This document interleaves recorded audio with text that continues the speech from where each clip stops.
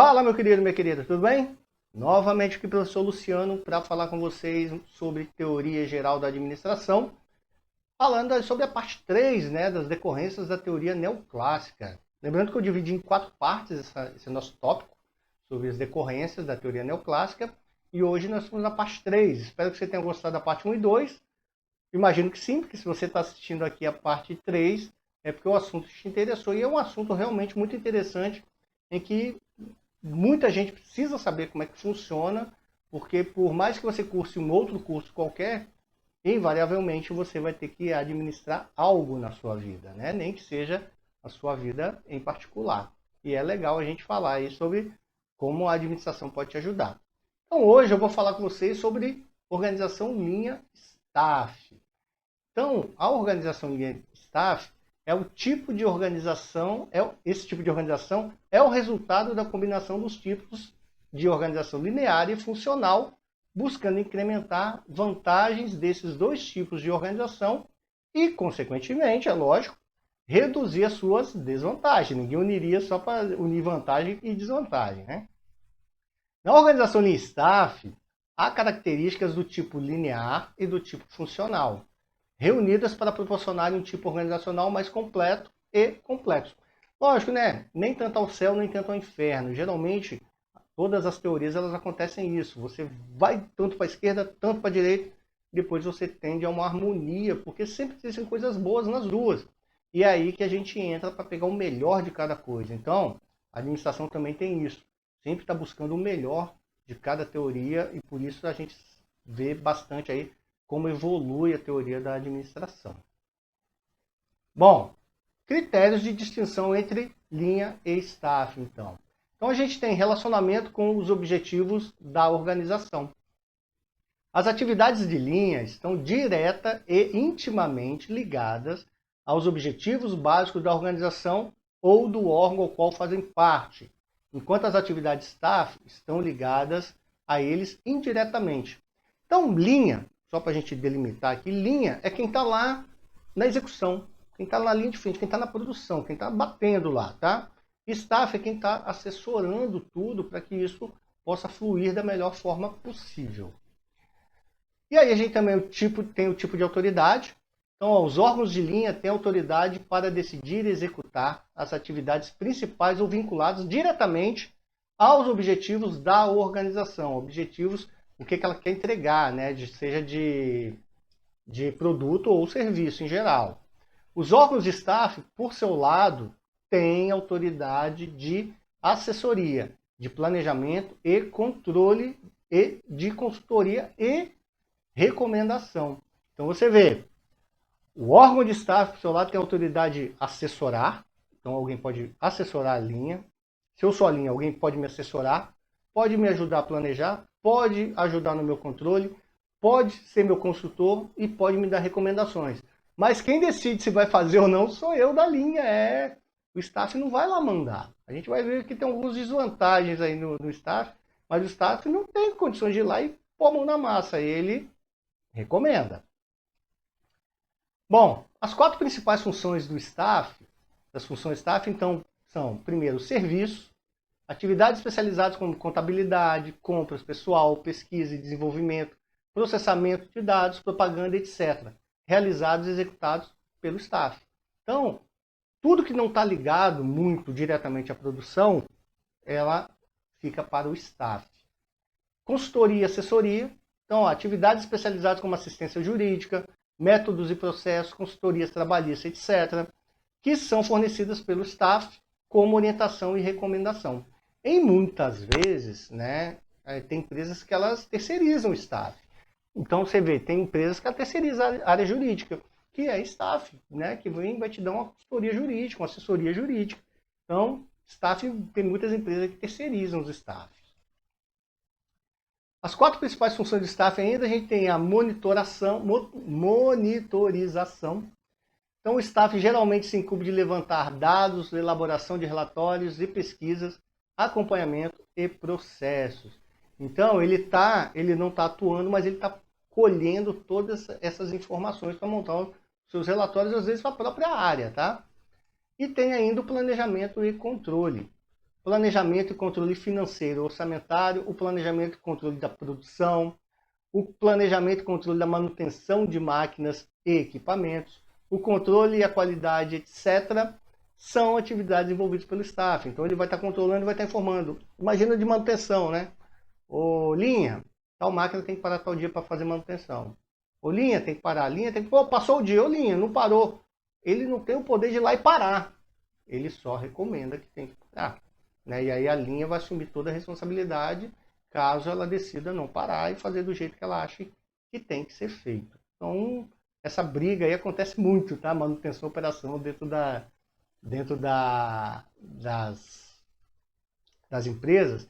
E o staff é quem está de fora. E às vezes ele é o voto de Minerva, né? Fala, não, tem mesmo, a manutenção tem razão, tem que parar. Ou, né, não, a manutenção segura aí que dá ainda para segurar. Dá para esperar mais um pouco. Então, o staff ele tem um papel, embora pareça muito periférico, ele é fundamental dentro das empresas. Bom, e aí eu tenho aí, de novo, esse quadro aí, que ele fala um pouquinho, né, sobre essas principais funções. Então, ó, no nível institucional, a gente tem consultoria, assessoramento, aconselhamento, recomendação.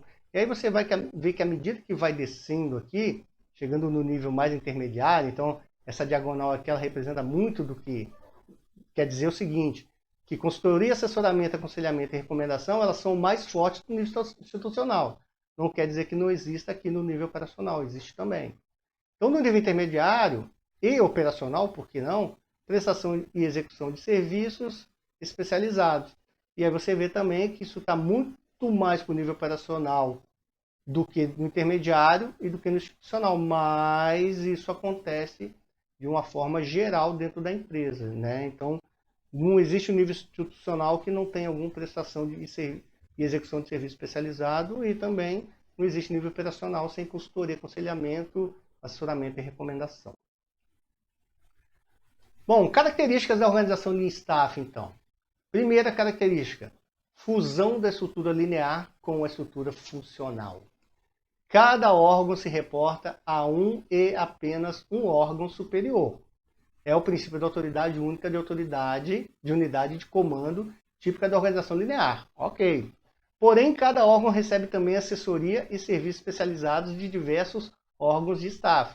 Então, lembra quando eu falei assim, olha, você tem lá o organograma que você sabe a quem recorrer, mas a assessoria, ela assessora todo mundo. Então, ela está flutuando ali, assim por se dizer, que pode assessorar qualquer um dentro da empresa e não está ligada diretamente a um órgão. Coexistência entre as linhas formais de comunicação com as linhas diretas de comunicação.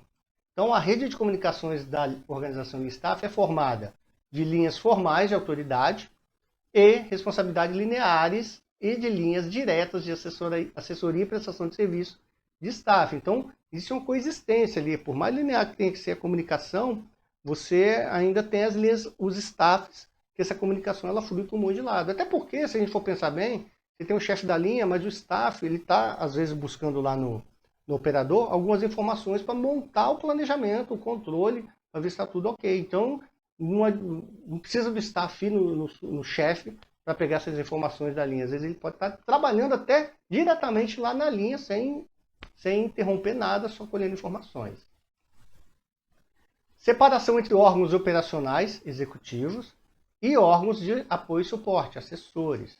Então, os membros do staff dedicam-se a atividades que requerem estudo e pesquisa e concentram sua atenção sobre assuntos de planejamento e solução de problemas do negócio ou da organização. Com isso, os chefes de linha ficam livres para concentrar sua atenção na execução do trabalho e nos regulamentos formulados pelo staff. Então você vê, o staff ele cuida de pensar lá o que tem que fazer de planejamento, controle e tudo mais. Mas o chefe de linha, ele já começa a não pensar muito isso. E aí ele tem que pensar ali na execução, na expertise que ele tem. Pode ter algum conflito?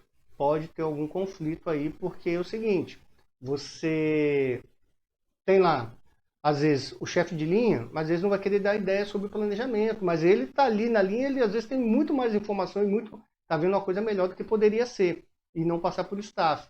E, por sua vez, o staff fazer um planejamento que não seja tão bom, quando chegar na linha, o chefe de linha olhar e falar, Não, isso aqui não vai funcionar por causa disso. Mas já que o staff mandou, eu vou fazer do jeito que eles querem e depois eles resolvem lá. Então tem que tomar um cuidado aí para segurar um pouco a nossa onda aí, né, de não querer de cumprir cegamente o que o outro determina e não querer ajudar o outro também. Hierarquia versus especialização. Então a organização em staff mantém o princípio da hierarquia, cadeia escalar. Ou seja, a nivelação dos graus de autoridade linear sem abrir mão da especialização. A hierarquia linha assegura o comando e a disciplina, enquanto a especialização staff fornece o serviço de consultoria e assessoria. Então os dois coexistem ali. Por mais que você tenha uma assessoria, né, flutuante ali, você ainda tem uma cadeia de comando a seguir. E aí eu trago então as vantagens da organização de staff, né? Temos aí a segura assessoria especializada e inovadora, mantendo o princípio de autoridade única. Eu tenho autoridade, mas eu tenho a gente pensando para a gente melhorar cada vez mais. Os especialistas prestam serviços, mas os serviços que oferecem são apenas recomendados e não precisam ser aceitos. Lembra que eu falei? Né? Eu posso não aceitar a recomendação. É diferente do planejamento, tá, gente? Quando a gente fala de planejamento, que foi feito um planejamento, o planejamento chega, aí não tem muito jeito, né? Tem que cumprir o planejamento, você está fora. A linha pode adotá-los ou não à sua maneira. Então, mais uma recomendação, né? É coisa diferente. Atividade conjunta e coordenada dos órgãos de linha e órgãos de staff. Então, os órgãos de linhas responsabilizam-se pela execução das atividades básicas da organização, como produzir e vender, enquanto os órgãos de staff responsabilizam-se pela execução de serviços especializados, como financiar, comprar, gerir recursos humanos, planejar e controlar. Então, você vê que quando entra linha staff, você tira uma carga da linha enorme, né? Você não tem que ficar pensando num monte de coisas fora da sua execução, do seu dia a dia. E, por outro lado, o staff não tem que estar pensando no dia a dia, ele tem que estar pensando na melhoria contínua de um processo, muitas vezes, e ele começa com isso, ter tempo para fazer também, né? Pensa, quando era uma coisa só, você não tem muito tempo de fazer um monte de coisa. Mas temos desvantagens, como eu falei para vocês. Existência de conflitos entre o órgão de linha e de staff. Como o assessor de staff não tem autoridade linear sobre os executores, e como o gerente de linha não tem tempo nem preparo profissional para se especializar, os conflitos entre linha e staff acontecem. Aquele esse cara não sabe o que ele está falando, vamos fazer do nosso jeito aqui, que é esse jeito que é o certo. Tem esse tipo de conflito, tá? Por isso que a cadeia de comando ainda existe, tá? Porque se o staff convence o chefe dele, ele acaba tendo que fazer. Dificuldade na obtenção e manutenção do equilíbrio entre linha e staff. Os especialistas de staff tendem a forçar suas sugestões e tentar impor suas ideias em detrimento do ponto de vista dos órgãos assessorados, nas linhas. Isso pode provocar um enfraquecimento da linha ou a linha dividida de autoridade, tão peculiar na organização tipo funcional, que pode ser evitada se os especialistas tiverem o seu campo de ação bem definido e delimitado. Então, de novo, a organização linear ela vem trazer essa delimitação muito bem. A organização funcional ela vem para poder o staff todo estar comunicando, essa comunicação ser melhor, mas as duas têm que funcionar juntas ali, porque senão pode dar muito conflito e esse equilíbrio aí é um equilíbrio muito, como a gente pode se dizer, um equilíbrio muito frágil, né, de organização. Bom, meu amigo, minha amiga, espero que você tenha gostado aí, tá? Foi a parte 3, falta só mais uma partezinha, não perca, né? A gente vai falar sobre as comissões, então é importante que você veja, é que você chegou até aqui, né? Que faça as demais aí, que visite as demais, não deixe de visitar o nosso canal, até porque tem outros assuntos sobre administração lá também. Um abraço, até a parte 4 das decorrências da teoria neoclássica. Tchau, tchau!